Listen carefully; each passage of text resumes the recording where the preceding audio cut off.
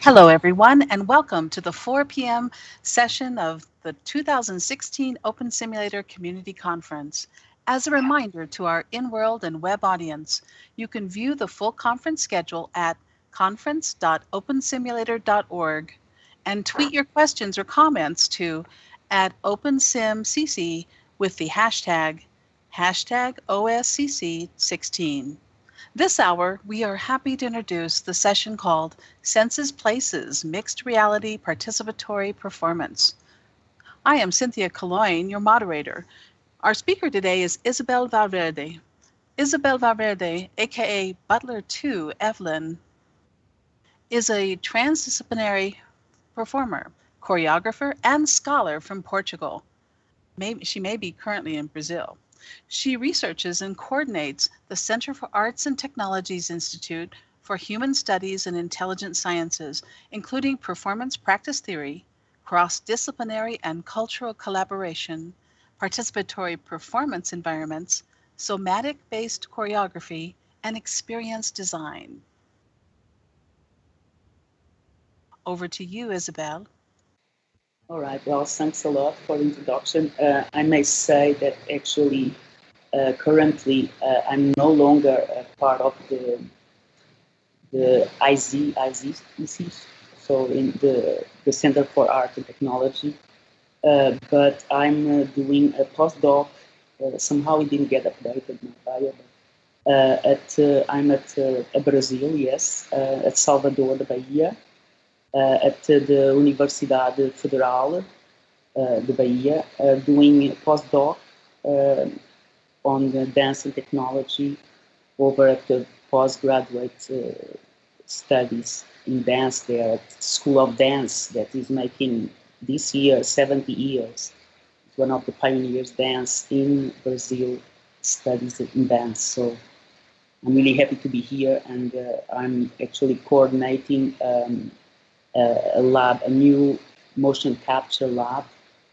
So having the opportunity to develop this including this project at that lab, where it's going on already since August, I mean. So giving my thanks to the team there at the laboratory mocap, and also my collaborators throughout the world.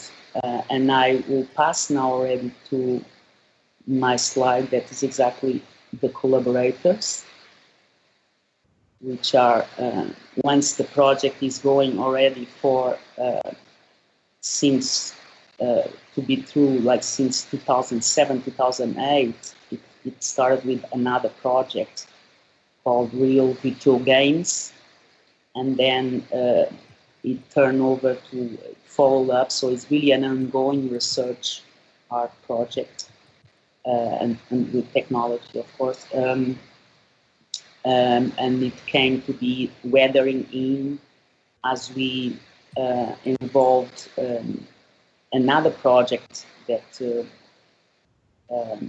focused more on like the relation with the environment, internal climate of bodies, embodied climate, and the external climate. So this is was like bringing the vision even more ambitious somehow. And the early collaborators was myself and a team in Portugal mainly, with a project called T-Dance, and this was the Real Virtual Games. So basically starting with, and that at that time also Todd Cochrane started right away. He's a developer in New Zealand. He was at Welltech Institute, and now he's at Nelson Marlborough Institute. And also Ana Moura Santos, she's a mathematics professor at Universidade Technical University of Lisbon, where I was first, in the group called VMI, Visualizations and Intelligent Multimodal Interfaces. the team early on was a little smaller, but already with Todd Cochrane, basically a specialist in Second Life, already using Second Life for teaching by 2008. And also we got also from start collaborating with the Japanese team with Yoshiko Shuma or Yukihiko Yoshida. Kai Ishimoto was joined later on, but Keiji Mitsuguchi at Hollywood. I forgot now the name, but in Tokyo, he's also a developer there of Second Life, using it also like Todd Cochrane. And we had also collaborators with choreographers, Jun McKean and Yumi Zagara. They no longer kind of participate, so Kai Ishimoto is also choreographer. All of them in Buto. If you don't know, it's a dance, more contemporary dance genre developed from Japan and kind of spread throughout the world. But they are not only pure Buto dancers, like we are all in a way mixing different approaches. But just to go on with, so we then continue to have, as the project developed, we got connected with, but we are a bit alone in Second Life with like the approach, the artistic approach we had. But then we find the Odyssey, performance art and contemporary art and performance simulated. And so there we found like the art community more oriented towards experimental art, performance art, critical approaches, which we felt really at home. And there, like, we start participating in some festivals, and we got some other artist collaborators interested, like Tikesh Babenko. Actually, she's in the audience, I believe. Maybe not. Save Me Ho, and others. Ska Shilova. And also we start to also get other Portuguese people. I mean, Tikesh Babenko is Portuguese, but also we start to have like other Portuguese people involved, artists, Clara Gomes. And I'm forgetting a very special person. She's also curator and of the Odyssey open scene in Second Life. They are also moving into other open scene besides Second Life. So the list is pretty long, and I just let you like to read more. But like Isa Seppi from Brazil, and so other Portuguese that collaborated in different areas. So basically, in the anime, in the performance itself, in the interfaces. We, besides Todd Cochrane, we had Patrick Hurt also in New Zealand. Also Artica, that build we talk later, the first biometric interface. Sacabral, also with the environment, like the architecture of the physical environment. The architecture of the virtual environment, I took part in terms of like the projection, but then who actually did it was Todd Cochrane too, and Paulo Fernandes. His name is Genius in Second Life. Nick Hotwheel also built an interface for outputting the sound from the biometric device. Mick Mengucci, also in Portugal, although he's Italian, is participating in like other interfaces with the sound that he builds. And José Coelho, the biometric interface, also we have it added like some wind, some ventilators connected with the biometric device, like the heart rate and the piezo, like capturing the inner sounds and sound vibrations.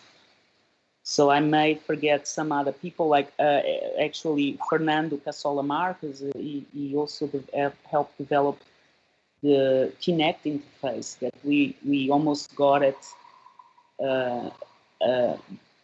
but then it was discontinued. So we almost got the smoke up like in real time for Second Life, but it's discontinued. So hopefully, actually, will be coming. So and below you can see like the support we have. We've been going to different festivals and also conference like IZEA, SDHS is Dance Society of Dance History Scholars, DHRA, the Digital Humanities Research in the Arts, and basically and others. So I'm going over then to discuss a bit about the vision and where we're coming from, where we want actually for like thinking about the future, like it's the main theme of the conference.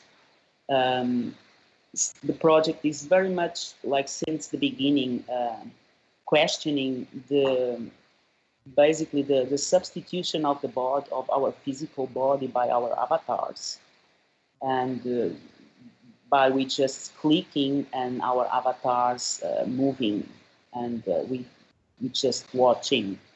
So someone that comes from dance, and particular like experimental dance, like more critical, this has been my main vision to really try to develop interfaces or work in interfaces that other collaborators will develop, because I'm not a developer, but I can imagine and envision. So has been like also a collaborative process, this envisioning these interfaces to get your body in the world, to relate with your avatar besides clicking with the touch.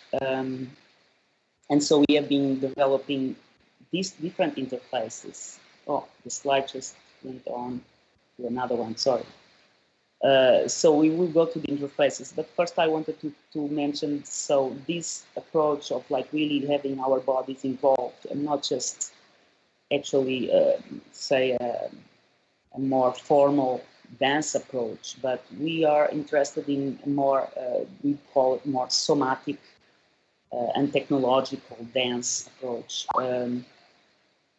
which means like that we depart from our inner body sensations, our the immense world of what is our inner body, of course, also including the other, like more the touch, the vision. Of course, this is more like exteroceptors, like perception and sensing.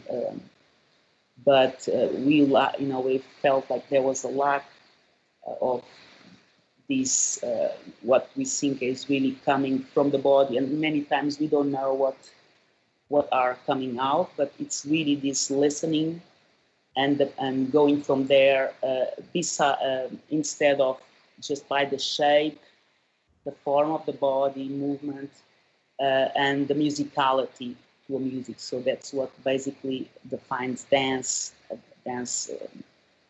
So we many times don't dance with music, and so here it's really like more close to this where Eastern practices like Tai Chi, yoga, and others, and so the influence from this practice, Eastern practices, to in Western practices generated like different different systems, different forms of practice, and also therapy. When we started with more therapy, and you can say that the influence comes from like postmodern dance in the 60s, where like instead of the body or the dance being translating, say, a story or just being more abstract, like lines in space or very visual. It's really departed, I mean, amongst other things, but like taking the very bodies as the matter for building the dances. And we go from just pedestrian movement. We start using a lot of pedestrian movement, just what is there, like in real life, in physical life. And from there, really develop ways of, instead of doing therapy, we will work on these processes of, say, developmental movement, like from body-mind centering. So to understand how we actually work body-mind wise. So as one thing, we are the bodies. And so this approach very much marked the work that I've been doing also with technology. And I mean that it became crucial to have this approach. And I believe it's the only approach I think we can have to be really grounded and understand what's going on with us, inside of us. And so very close to a meditation, very close to like a neuroscientist approach. So we understand, we reading like neuroscience now approach, like with the embodied mind, and this interest now with like also like we should follow the body, not just the mind, that it's giving the ruling and controlling the body. It's also the opposite. It's already yes, yeah. So the crossing is exactly to some kind of interface, so that we can get our bodies to the avatar bodies. And so just so you have an idea of where we're coming from and what we want. So the work is very, say, messy. It's not like to present something. So the participatory aspect of the environment, it's also like more close to, say, happenings, so that, you know, as an environment is set up with some interface, some interaction, some interfaces. And, that's wonderful, Isabel. Thank you very much for such a terrific presentation. I'm sorry to cut in, but as a reminder to our audience, you can see what's coming up on the conference schedule at conference.opensimulator.org. Following this session at 4:30 p.m., we'll be evaluating VR platforms, OpenSimulator, Unity 3D, WebGL, and other applications. We encourage you to visit the OSCC16 Poster Expo in the OSCC Expo 3 region to find accompanying info on presentations and to explore the Hypergrid Tour resources in OSCC Expo 2 region, along with the sponsor and crowdfunder booths located throughout all of the OSCC Expo Zone regions. Thank you again to our speaker, Isabel, and to the audience.